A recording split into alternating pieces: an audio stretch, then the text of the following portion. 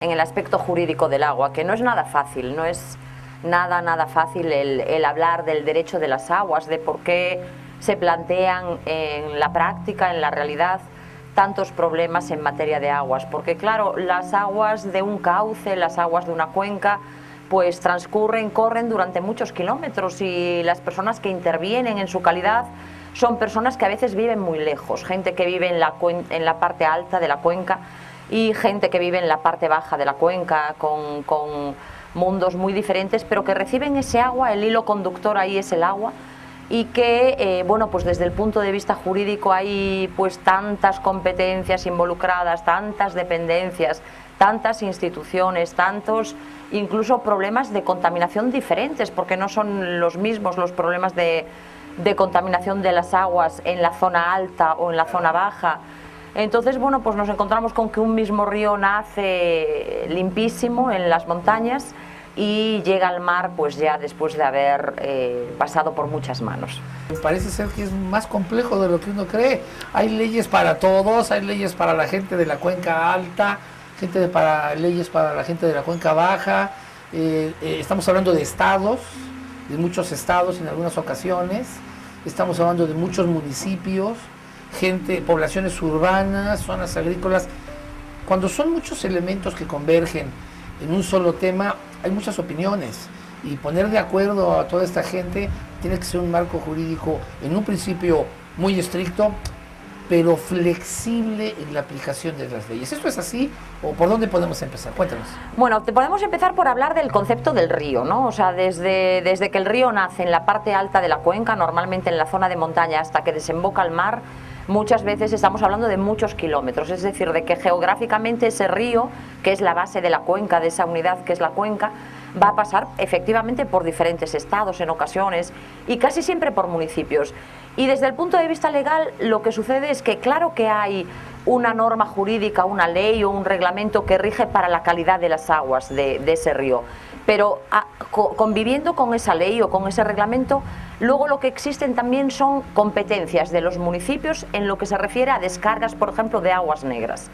Y además no podemos olvidar que ese río, aparte de tener descargas de aguas de zonas urbanas, también tiene afectación por ganadería, por agricultura, por zonas industriales, y cada uno de esos temas, cada uno de esos ámbitos se rige por normas jurídicas diferentes.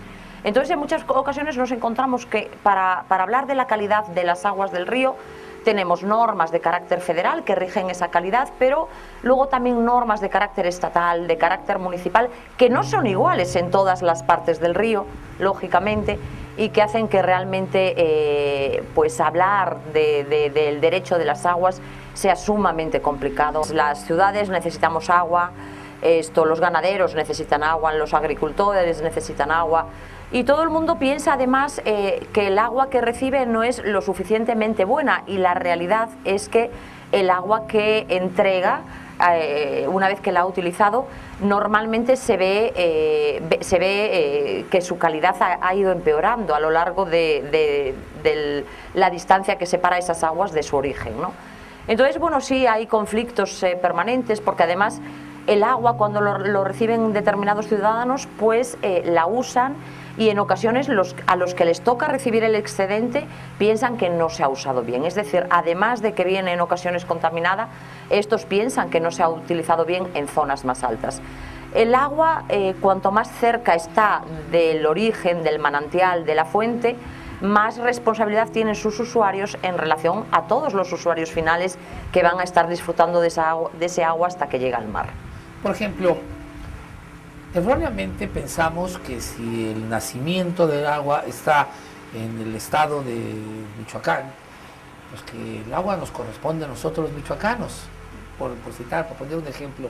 ¿Hay algún tipo de jurisdicción sobre el agua en función de su origen? La mayoría de las aguas son federales, son de carácter federal. Precisamente por estos problemas, la organización, como decía la doctora Tere Leal en el programa pasado que lo vi, pues es de carácter federal, en eso no hay tanto problema. Pero lo que no es de carácter federal es lo que yo puedo arrojar al agua. Entonces, lo que sucede es que la contaminación que recibe el agua en muchas ocasiones va a estar regulada por normas jurídicas diferentes a lo largo del curso del río. Y bueno, como te decía Vito, pues generalmente los menos beneficiados o los que reciben el agua en peores condiciones, ¿quiénes son? Los últimos en recibirlas, así es. La cuenca como unidad es la mejor manera de poder definir el uso del agua. Estamos hablando de que no es una cuestión, la división política de los estados como la conocemos actualmente no tiene nada que ver con las cuencas. Así es. Entonces la cuenca es esa unidad donde debemos nosotros de guiarnos para la administración y gestión del agua. Es que en materia de aguas no queda más remedio que utilizar la cuenca, no se puede dividir más, no se puede acotar más ese subsistema, ¿no?, de las aguas. La única opción es hacerlo a través de cuencas, es la división, digamos, mínima para gestionar las aguas. Y eso genera también y plantea también problemas, porque luego dentro de los organismos de agua, en este caso de la CONAMA, pues gestionar una cuenca no es fácil, porque gestionar una cuenca quiere decir gestionarla desde el principio hasta el final. Para una dependencia siempre es mucho más fácil gestionar las cosas con otra división territorial, ¿no?, más natural y más cercana, que no haya tanta distancia entre un punto y otro. Eso es un problema, ¿no? Y ese problema se va a ver, va a tener muchas aristas, ¿no? Y desde luego una de esas aristas es el derecho. La cantidad de normas jurídicas que vamos a tener que aplicar para la calidad del agua desde el principio hasta el final es enorme. Cuando llega al mar todavía hay otras normas jurídicas, más normas jurídicas. Ya llegamos a tratados internacionales para asegurar esa calidad de las aguas, ¿no? Los países, por ejemplo, ya se han comprometido también a base de tratados internacionales a no contaminar las aguas que llegan al mar. Antes de llegar a países, a normas jurídicas internacionales, vamos a hablar de estas leyes, de esas normas, esos reglamentos que existen en México en algunos lugares o que no, eso ya nos contará la doctora. Reglamentos municipales, por ejemplo, ¿todos los municipios tienen un reglamento? No, por supuesto que no. No todos los municipios tienen un reglamento en materia, por ejemplo, de descargas de aguas negras a los ríos, a los cuerpos de agua. No todos lo tienen. No todos los municipios tienen también el mismo tipo de descargas. No es lo mismo un municipio pues agrícola que un municipio donde se curten pieles, que un municipio donde se producen lácteos, por ejemplo. Las actividades propias del municipio ayudan a construir ese reglamento, en el caso de que exista, claro. Son definitivas para hacerlo, son definitivas también para que estén bien claras las reglas del juego, pero todos esos reglamentos no tienen sentido si están aislados entre sí, es decir, no es lógico, no es útil, no es eficaz que cada municipio establezca su reglamento en materia de descargas hacia las aguas sin contar con la problemática de los municipios vecinos, sin ponerse de acuerdo con los municipios vecinos, y esto en la práctica no siempre es fácil, no siempre es posible. A veces intervienen partidos políticos, es una cuestión de voluntad política. Y hay un poco de resentimiento también entre los actores sociales en materia de aguas. El agua es un elemento que se está convirtiendo en conflicto, ¿es correcto, doctora? Así es, sobre todo, lógicamente, en las zonas donde hay más escasez de agua. Pero también en zonas como, por ejemplo, el estado de Veracruz, donde hay mucha agua mal gestionada y en ocasiones muy contaminada. El agua es motivo constante de conflictos. Los que no tienen les gustaría tenerla porque piensan que lo hacen muy bien y que la pueden gestionar muy bien, y los que lo tienen pues creo que todavía no se han dado cuenta de que el agua es un recurso económico también para ellos. Vamos a darle algún carácter un poco más internacional al tema del agua. Al final, yo considero que es un problema mundial. Así es. Si bien pues nosotros queremos tratarlo desde una óptica mexicana, siempre el tema del agua es un problema mundial, que no es lo mismo en África, que en Europa, que en América del Sur, pero tiene sus connotaciones. Así es. Hay agua que compartimos todos, que es de todos, y es el agua de los mares, ¿no? El agua de los mares también tenemos que cuidarla, también hay normas jurídicas que regulan esa calidad. Los países ya se han comprometido, México también, por supuesto, ya se han comprometido a no contaminar los mares. Y bueno, pues todo está unido, es decir, la única forma de no contaminar los mares es no contaminando tus aguas, que finalmente son las que van a desembocar al mar. Constantemente, bueno, cada par de años suele haber reuniones internacionales para adquirir compromisos, para subirse a estos compromisos, entre otros el de no contaminar, los mares, como decía que México lo ha suscrito recientemente. No, ya hace años, ya hace años. Y bueno, ese tipo de compromisos permiten a la comunidad internacional ponerse de acuerdo para mantener la calidad o para evitar que se vaya degradando. Exacto, los países hacen los compromisos a través de tratados internacionales de no contaminar los mares.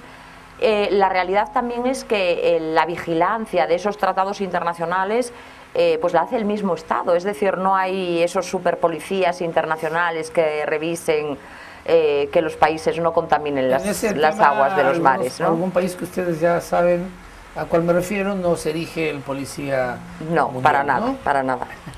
Bueno, este tema del agua da para mucho porque recientemente hemos escuchado informaciones sobre cómo se han venido degradando los ríos y el degradamiento de las aguas dulces de los ríos en los últimos 50 años ha sido superior al resto de la existencia, ¿no? Desde que se tienen datos no se había contemplado un nivel de degradación tan alto y esto es alarmante. Así es.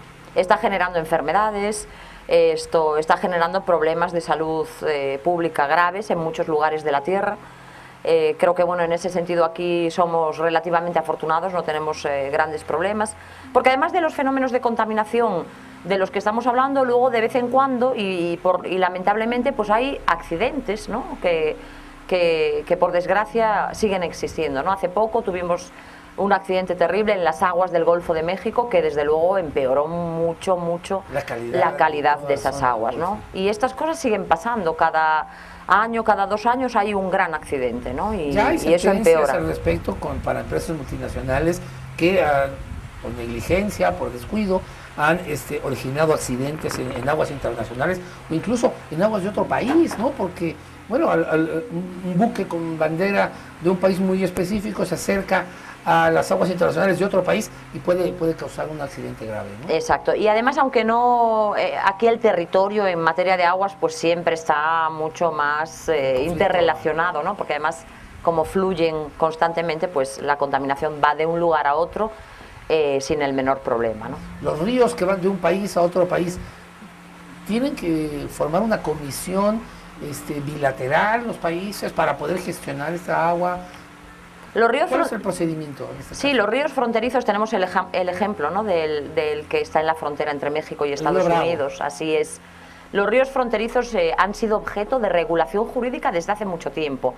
No siempre desde un punto de vista ambiental, sino también porque normalmente son canales de navegación y realmente son la frontera del país, ¿no? Entonces, bueno, es habitual encontrar tratados internacionales en materia de ríos fronterizos. Lo que sucede es que últimamente esos tratados internacionales se centran mucho en cuánta agua de ese río puede utilizar cada uno de los países y ahí es cuando vienen otra vez los conflictos, ¿no? Es que también el problema ahora mismo es aprovechar ese río. Si bien antes era en qué parte de la cuenca del río estaba la frontera, hoy en día es cuánta agua podemos aprovechar de ese río nosotros como país fronterizo en relación al otro país. Así es, y qué calidad recibimos en ese agua, ¿no? Esos son los dos puntos importantes. Cuánta podemos utilizar, con qué calidad la recibimos y luego con qué calidad la devolvemos, ¿no? El agua como recurso económico. El agua como recurso económico. El agua es un recurso económico definitivamente y es un recurso económico del cual se tienen que beneficiar necesariamente los que la tienen en abundancia y los que la cuidan y la gestionan bien, y los que no la tienen o los que no la gestionan bien pues tienen que cubrir un coste económico que refleje eso, ¿no? Es decir, el agua tiene que ser un recurso económico que, como todos los recursos económicos, diferencie a la gente que está involucrada en él. Hace un momento hablábamos sobre distintos municipios en las cuencas, por ejemplo. ¿Es posible que un municipio pueda aportar dinero a otro municipio para dotar de esa infraestructura del agua que posteriormente le va a llegar? Y que otro municipio pueda otorgar recurso económico a un tercer municipio para tratar esa agua que va a desechar y que el agua sea desechada de manera correcta. Ese intercambio de presupuestos para infraestructura en otro municipio. ¿Eso se está dando? ¿Eso es posible? Eso no sé, que yo sepa no se está dando así tal cual en la actualidad, pero claro que podría darse. Yo creo que de cara al futuro hay que pensar en soluciones creativas, en soluciones nuevas, en soluciones innovadoras y en soluciones que pasen por valorar el agua como recurso económico. ¿Por qué no el agua va a ser objeto de negociación igual que lo han sido durante mucho tiempo muchos otros temas, muchas otras cuestiones? Las soluciones hipotéticas que tú apuntas no me parecen para nada descabelladas. Es que la cuenca comunidad, decías, involucra municipios, incluso involucra estados. Entonces, tiene que haber una coordinación para poder gestionar eso, ¿no? Así es, así es. Y bueno, tampoco podemos perder de vista que todas las cuencas están interrelacionadas entre sí, ¿no? Y que finalmente también podemos hablar del sistema de aguas del país. Y bueno, también hay que hablar, ¿por qué no?, en ocasiones de las relaciones entre esas cuencas. En ocasiones también se dan relaciones entre esas cuencas. Hay cuencas deficitarias y cuencas que tienen mucha agua. Agua como recurso económico. ¿Cuánto cuesta el agua? Pues no sé si cuesta lo que debería costar. En ocasiones parece que es cara para algunos usuarios.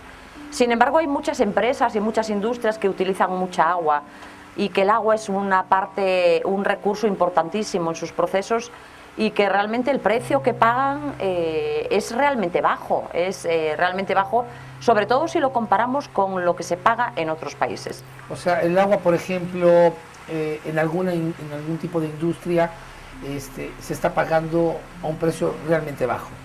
Así es. Y el agua en algunas zonas residenciales, por el simple hecho de ser zonas residenciales, ese arancel o ese costo del agua es excesivamente elevado. ¿Cómo se llega a un equilibrio? ¿Por dónde podemos empezar? ¿En la reglamentación municipal? ¿Por consumo? En fin.